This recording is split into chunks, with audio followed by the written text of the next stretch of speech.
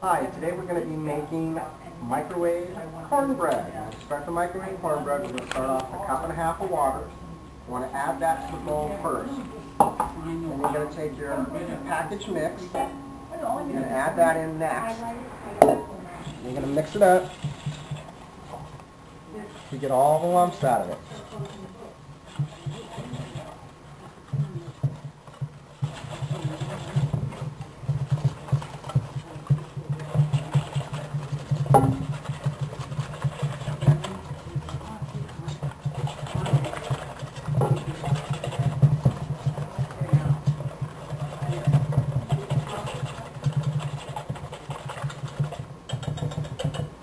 Okay, so you want it so it's nice and smooth.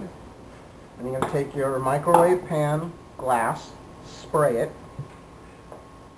and add your mix to it.